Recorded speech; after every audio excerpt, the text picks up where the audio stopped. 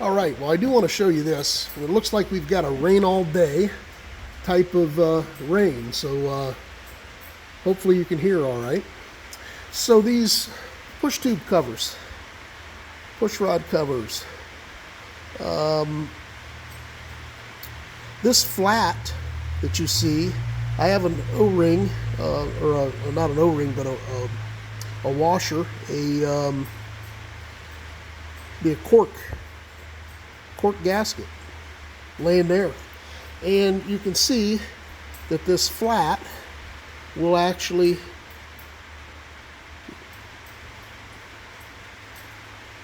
set down here on that. So I had some of these. These are beat up pretty good and probably should have been replaced, but I'm not gonna. I'm just wanting to use the original parts on it, or what at least came with it. So I'm going to zoom in a little bit more and show you one thing. You can see here, probably see how that's bent up. Well, if I put my cork in and I try to use that, there's let me see where that's at, right there. Pretty good probability that that's, could leak.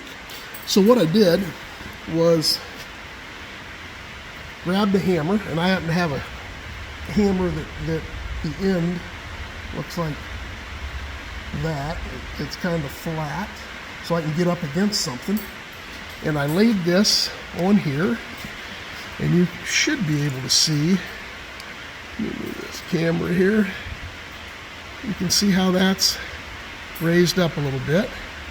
And I went ahead and took this hammer. Now we get to repair it a couple different times. There we go. And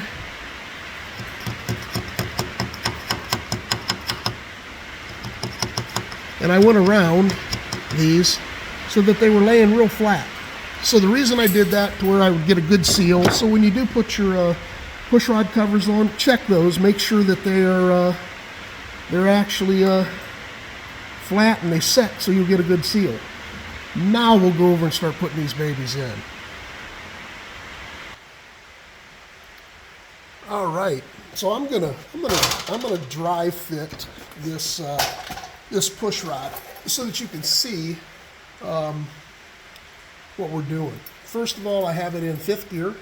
I have the rear wheel off of the ground so that I can move my rear wheel and watch this inlet tappet come up a little bit. Now it's starting to go down. Now this inlet for the rear cylinder is coming up. And now it's going down, and as it's going down, my exhaust is starting to come up here a little bit. Now we come down. So that's how I'm going to manipulate where the cam's at so that I can get these all adjusted properly. Before we do that, I'm going to bring this tappet down to its lowest set point, which is about right there. And I just want to show you what we're doing without putting the push rod covers on and everything to where it's hard for you to see. So basically what we'll do is we'll put this up into, this is the exhaust side, so the way to tell the difference between the exhaust and the intake is your intake manifold is here in the center. That's where the carburetor's at. Your exhausts are to the outside. So intake are these two back ones that are closer together, that are toward the center. This is your front cylinder intake, your rear cylinder intake, and this is your front cylinder exhaust and your rear cylinder exhaust, which matches the orientation of your intake on your cylinder and your exhaust. So now that this is down, what I would do is I would put this push rod up inside. I would go ahead and I can feel it drop in to the socket, or there's just a little round joint that'll go in. And I'll actually, let me go a little closer here where you can see.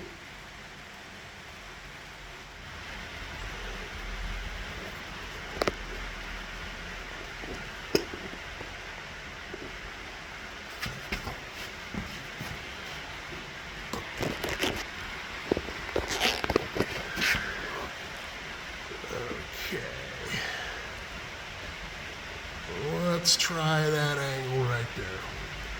So what I'm going to do once they're all together is I'm going to stick this up, which you won't be able to see, up into the rocker.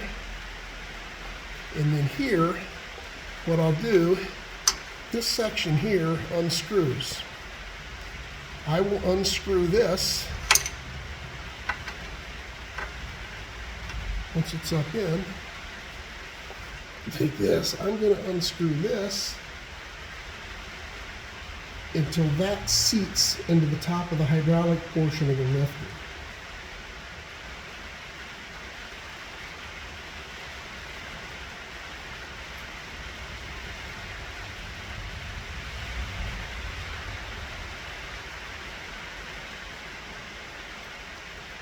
So that's what we're doing with it, and we want them, remember there's a spring there.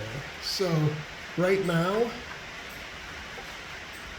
I have a little bit of lap, meaning it's loose. If I screw this in, you can see I've got some lap. So I'm going to unscrew it just until the lap disappears.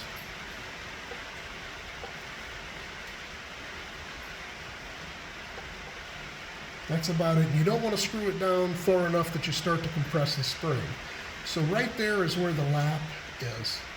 So then what I'll do is of course, you know, the push rod tubes would be on. I'm just doing this so that you can see what's happening. Then you will take this lock nut and you have to hold on with other wrenches, etc. I'm just trying to do it by hand here if I can.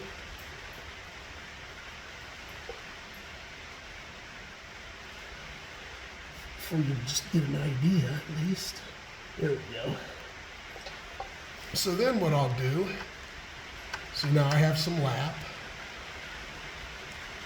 This is the lock washer, lock nut.